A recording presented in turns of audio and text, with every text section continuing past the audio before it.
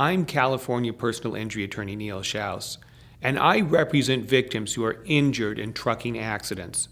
When somebody is struck by a semi-truck or a tractor-trailer, these are usually devastating injuries, oftentimes fatalities, and it's usually the truck driver who is at fault.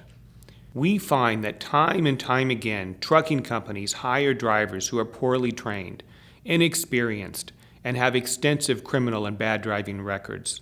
A lot of the drivers are on the road 12, 16, 20 hours per day. They're exhausted. And the truth is, many of them take methamphetamine and other drugs just to stay awake.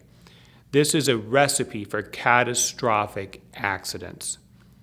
The good news, if there is any, for people hit by semi-trucks is that they are often able to recover big settlements, often for millions of dollars.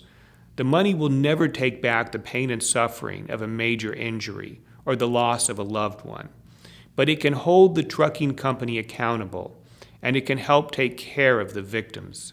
If you or a loved one is a victim of a trucking accident, we invite you to call us here at Shouse Law Group.